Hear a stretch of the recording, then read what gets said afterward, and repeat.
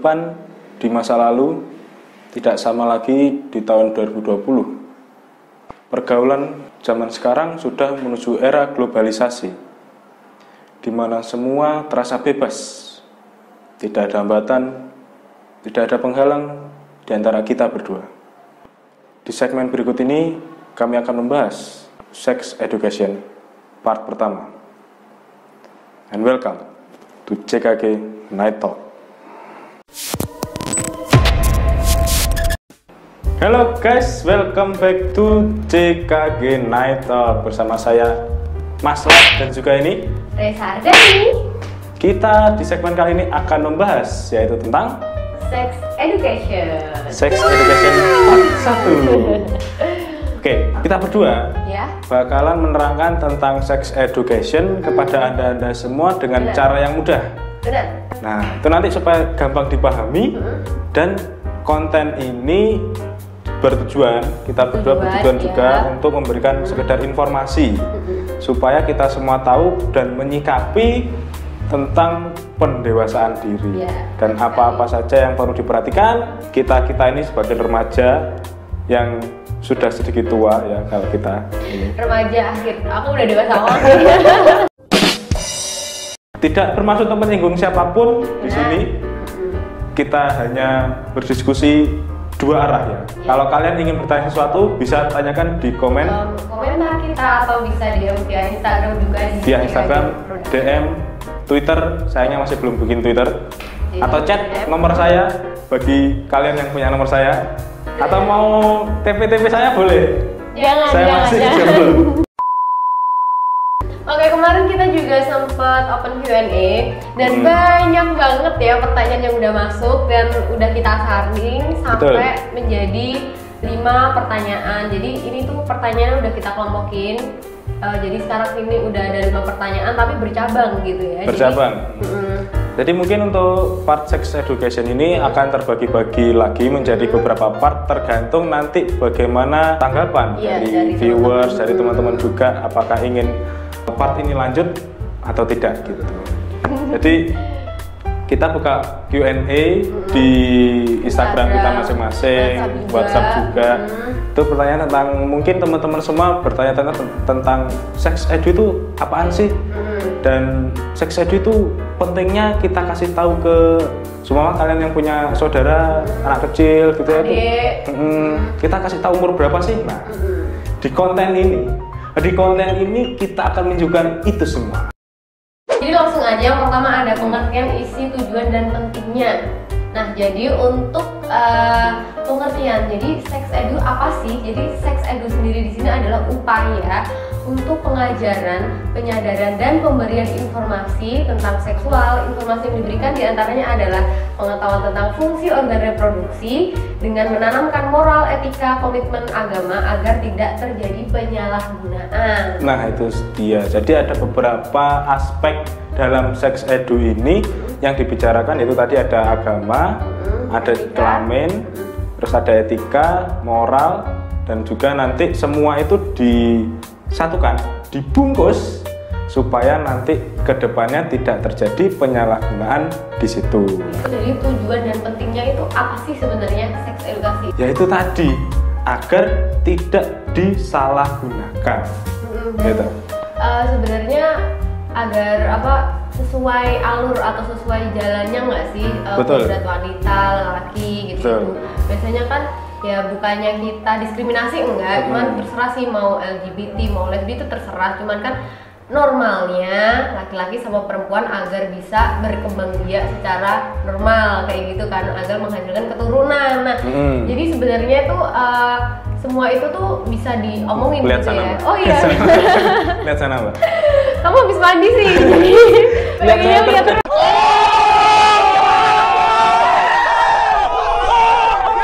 Supaya kita ke jalan yang benar kayak gitu. Juga sekarang banyak banget fenomena hamil di luar nikah, pernikahan ini, terus perceraian juga makin banyak. Itu juga menurut apalagi ini di saat pandemi kita semua dilarang keluar ke rumah, dilarang keluar rumah, di rumah aja. Wah, guys. Pengertian sex edu, tujuan dan manfaatnya itu kembali kepada para penonton yang ada di rumah. Nanti mencernanya itu seperti apa. Tapi di sini kami tidak akan mendiskriminasi kaum-kaum yang manapun. Iya, misal next mau curhat ke aku gini-gini tapi anonim ya gitu. Banyak banget ya kemarin kan minta gitu. Anonim Boleh banget, kita juga pasti anonim juga. Terus langsung aja, ini yang kedua ada seks edu pada anak, jelaskan apa pentingnya. Nah, seks edu pada anak jelaskan apa pentingnya. Jadi gini ya, seks edu pada anak kalau dari beberapa jurnal yang saya baca atau tulisan-tulisan yang saya baca, itu ada yang membaginya di beberapa tingkat usia. Jadi seumpama pendidikan atau edukasi tentang seksual pada usia 3 sampai 6 tahun itu berbeda dengan usia 6 sampai 9, 9 sampai 12, 12 14 berbeda. Itu dikarenakan sifat psikologis dan juga hormonal dari tubuh manusia di setiap usia tersebut berbeda-beda. Benar. Lanjut, terus ini apa aja yang harus diajarkan ke anak-anak soal seks edu? Nah ini juga penting banget, kan tadi udah dijelasin sesuai usia ya, jadi kita ngejelasin ke anak-anak itu juga harus sesuai usia. Dan biasanya pernah nggak sih kalian waktu kecil tuh kayak kepo ke orang tua kayak, "Ma, dari mana sih aku lahir?" gitu, dari mana sih aku ada gitu, dan orang tua kita tuh pasti shock dan kaget, aduh gimana kayak gitu nggak sih? Nah, Mama, Papa, aku dulunya terbuat dari apa sih? Iya, gitu kan? Dan aku itu pertanyaan yang dari buat orang tua itu deg-degan gitu jawabnya, deg-degan, wah anakku ini terbuat dari apa ya? Gitu kan? Jadi kita sebagai calon orang tua tuh harus siap dengan pertanyaan-pertanyaan macam itu. Betul. Dan jangan sampai kita bohong. Aku dulu ingat banget dibohongin sama ibu aku tuh, kamu dari tepung kayak gitu, bener-bener kayak dari tepung gitu kayak gitu. Jadi ya gitu sih. Jadi itu salah, itu nggak boleh. Jadi jelasin aja kalau kamu itu keluar dari perut ibu kayak gitu. Kalau sesuai usia dari yang saya baca ya, di sini itu dibagi menjadi usia 3 sampai 5 tahun. Itu yang pertama. Yang kedua umur 6 sampai 9 tahun. Lalu dari usia 9 sampai 12 tahun dan juga umur 12 sampai 14 tahun. Nah itu. Dan di setiap usia tersebut berbeda-beda apa yang perlu kita terangkan. Saya jelaskan ya. Untuk usia 3 sampai 5 tahun itu kita akan sebagai orang tua mulai memberitahukan tentang apa-apa saja organ-organ tubuh dari anak kita. Atau kalau seumpama kita punya saudara kecil, bayi, kita jelasin bagian-bagian tubuhnya tanpa terkecuali alat kelamin. Benar banget. Dan dijelaskan tanpa ada penipuan. Ya. Apa sih artinya penipuan ini? Jadi semisal dia ini namanya apa, titit kayak gitu, nggak boleh sebenarnya. Jadi soalnya itu bakal nancep sampai dewasa. Dan apabila saat dewasa baru diberitahu itu nama aslinya, itu pasti kayak ketawa cengengesan gitu nggak sih? Jadinya kayak nggak benar gitu. Harusnya dari kecil itu emang sudah udah dikasih diajarin tahu. Itu namanya yang benar. Cuman gitu. Untuk penamaan alat kelamin itu diusahakan kalau dari kecil sesuai dengan apa kenyataannya dan tidak istilahnya menimbulkan rancu atau menimbulkan hal-hal yang multitafsir atau tidak gitu jorok di masyarakat. Tapi ini karena masih usia 3 sampai 5 tahun, berikan yang tidak tabu di masyarakat atau tidak jorok di masyarakat, tetapi si anak ini mengerti. Ya, benar banget. Oke, berikutnya usia 6 sampai 9 tahun. Nah, di rentang usia ini itu kita harus memberikan edukasi tentang bagaimana cara untuk melindungi tubuh kita sendiri. Benar. Ya kan? Jadi seumpama kalau ada orang yang ingin melakukan hal-hal yang tidak baik kepada tubuh kita, nah itu sebaiknya mulai dari usia 6 sampai 9 tahun kita mengajarkan hal ini kepada anak-anak. Bagaimana sih hal yang tidak boleh orang lain ketahui tentang privasi kita masing-masing.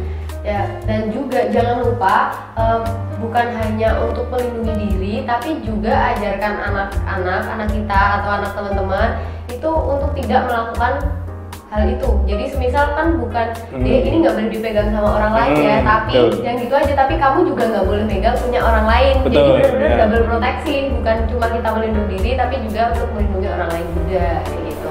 Kemudian usia 9 sampai 12 tahun. Jadi di usia ini sudah mulai menginjak ke remaja. Sudah mulai terjadi proses pendewasaan atau pematangan hormonal. Pubertas ya? Pubertas. Jadi mungkin bagi anak-anak itu kalau di remaja-remaja sekarang bilangnya labil. Ya benar banget. Masa-masa labil. Jadi tingkat ketertarikan terhadap lawan jenis itu mulai meningkat. Mulai banyak ada yang pacaran, mulai ada yang saling PDKT gitu. Nah itu adalah titik dimana kita harus benar-benar menjaga agar tidak kebablasan. Jadi di sini diajarkan bagaimana kayak lebih menyikapi terhadap perubahan yang terjadi. Jadi menstruasi pertama pada wanita itu harusnya seorang ibu itu harusnya memberi edukasi pada anaknya seperti cara masang pembalut, misal gimana nanti kalau misal dia keluar. Kalau aku dulu kan teriak-teriak gitu kan, soalnya aku dulu nggak dapet edukasi dari orang tua aku gitu. Jadi semoga nggak terjadi ke anak-anak kita nanti gitu. Anak-anak kita nanti.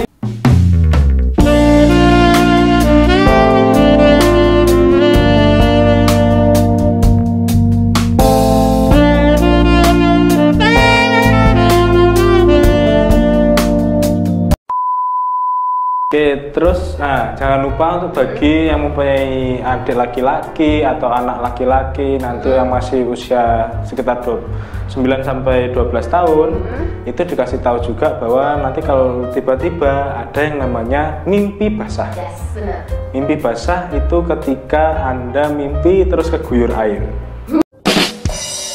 Jadi itu salah, itu nggak boleh dibilangin. Itu tidak boleh dikatakan ke anak-anak. Karena itu pasti berbeda dengan kenyataannya gitu. Jadi langsung aja diberitahu kalau mimpi basah itu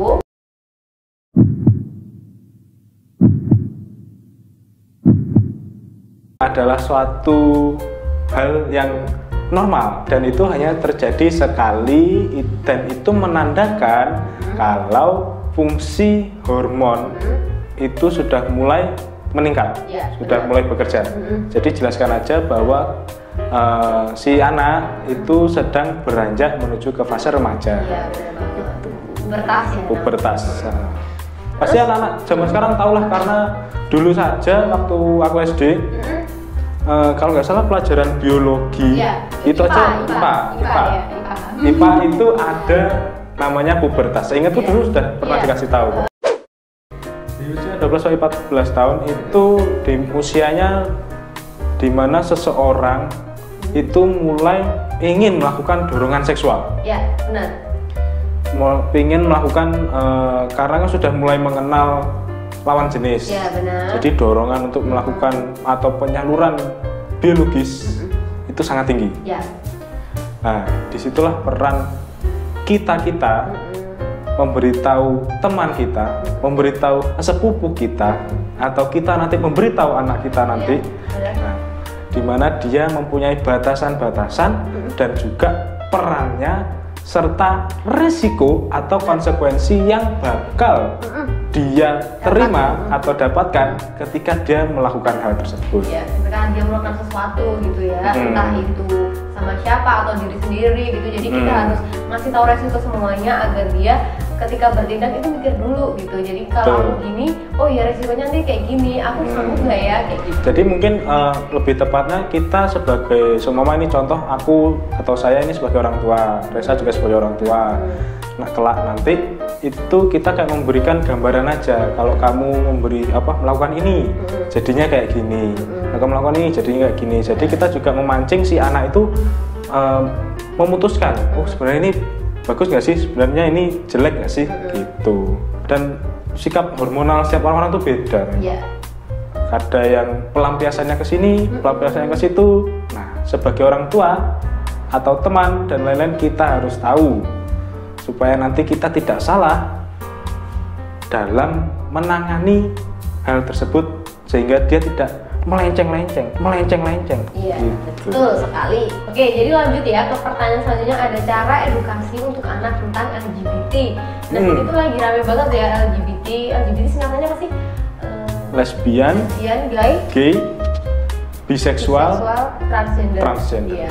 Jadi sebenarnya balik lagi ke awal ya kan, seks edukasi dari sejak dini. Nah, dari awal tuh kita udah harus mengenali mereka, alat reproduksinya mereka, bahwa mereka itu perempuan, mereka itu laki-laki, dan interesting mereka atau ketertarikan mereka itu harusnya ke lawan jenis gitu. Jadi kalau perempuan, jadi kamu itu nanti harus punya suami atau bakalan punya suami gitu, dan perannya dia sebagai perempuan itu seperti apa gitu. Yang laki-laki juga seperti itu. Jadi supaya nanti ketika mereka dewasa mereka ngerti apa yang harus mereka lakukan, dan kita juga nanti sebagai orang tua atau orang-orang tua di luar sana itu juga harus terbuka terhadap anak-anaknya. Betul. Jadi kita nanti membuka suasana diskusi. Tidak menekankan titik berat kepada anak, tapi semua terbuka. Jadi anak itu lebih bebas atau lega bercerita kepada kita sebagai kalau semua kita jadi orang tua kelak ya. Jadi anak itu bisa curhat ke orang tuanya tanpa kayak ada rasa takut untuk dimarahi untuk apa gitu. Biasanya kan kalau anak kecil-kecil, itu pacarnya itu gitu kan ya. Nah, terus kalau pacok-pacokan terus kalau orang tua yang nggak ngerti itu pasti dimarahin, nggak kecil-kecil pacaran gitu. Harusnya tuh nggak boleh gitu ya. Di situ itu momen ya. Di situ momen yang bagus harusnya. Kita tanyakan kenapa, ada apa gitu. Terus ya nanti ntar kalau udah gede ya atau gimana kayak gitu-gitu. Monggo, masing-masing sebagai itu adalah teknik parenting. Parenting. Nah, mungkin kalau teman-teman semua yang ingin kami membahas tentang parenting boleh komen. Banget ya, komen atau DM Instagram juga boleh banget. Lanjut pertanyaan berikutnya. Kapan saat yang tepat memberikan seks edu pada anak? Nah, tadi kan udah dijelasin ya umurnya berapa ya. Nah, kalau menurut teori Freud atau ahli psikologi atau bapak psikologi, dia itu bilang bahwa seks edukasi itu diberikan yang baik itu pada saat masa palik atau 3-6 tahun. Nah, di situ biasanya itu makanya banyak banget orang yang bilang, oh anak cewek biasanya deketnya sama ayah, anak cowok deketnya sama ibu. Nah, itu biasanya terjadi di usia 3-6 tahun di mana mereka kepo, kok aku beda sama ibu, kok aku beda sama ayah. Nah, saat itu sex education itu baik diberikan karena saat itu dia lagi kepo-keponya. Jadi kayak wah kok bapak kayak gini, kok beda sama aku gitu kan. Jadi penasaran gitu. Iya, makanya biasanya kayak apa deketnya tuh selingan gitu. Itu gara-gara itu sih sebenarnya. Nah, di situ tuh momen juga untuk kita sebagai orang tua memberi seks edukasi pada anak dengan cara yang baik dan benar. Yang baik dan benar. Dan juga tadi di awal-awal sudah disebutkan bahwa ada beberapa artikel atau jurnal yang menuliskan pembagian usia-usia yang tepat. Jadi kalau dari pembahasan ini tadi bahwa kapan awal kita sebaiknya membimbing atau memberikan sex education dimulai pada umur 3 tahun. Benar banget. Oke, jadi itu adalah 5 pertanyaan yang sudah kami rangkum, kami kumpulkan dan sungguh berkualitas. Sesuai kelompoknya ya. Sesuai jadi temanya itu adalah anak. Anak-anak. Jadi hari ini kita part 1 ini membahas tentang anak-anak karena yang paling banyak ditanyakan oleh pemirsa-pemirsa di rumah ini adalah kapan dimulainya dan seperti apa materinya yang diberikan pada anak gitu ya. Betul. Sekali lagi kita tekankan harus dengan bahasa yang benar ya. Bahasa yang benar. Jangan pakai bahasa Jawa daerah itu nanti bakal dan tidak jorok di mata masyarakat atau di lingkungan dengan lingkungannya kan beda-beda, budayanya beda-beda. Jadi jangan, dan juga jangan anak itu jangan dibohongi. Karena itu akan selalu membekas sampai nanti kita sudah menjadi dewasa. Oke, sekian dari kami. Mungkin kalau ada salah kata, kita mohon maaf. Kita mohon maaf karena kami akan hanya membawakan materi ini supaya pemirsa-pemirsa di rumah itu tahu. Dan mungkin kalau kalian ingin berkomentar, berkritik, boleh tulis di kolom komentar. Ada pertanyaan untuk next episode mungkin bahas ini dong, bahas ini, boleh banget. Nanti sebisa kita akan kita jawab. Benar. Nanti kita juga bakal open Q&A lagi tentang sex education. Jadi teman-teman bisa banget bertanya di sini juga. Follow IG-nya kami di sini, ada di kolom deskripsi juga ada. Benar. Untuk official ada CKG Production. Nah, itu Instagram grup kami. Benar. Oke, sekian dari CKG Net Talk bersama saya Mas Lat dan Reza Ardhani. Kami berdua pamit undur diri. Dan selamat malam. Sampai jumpa. Good night.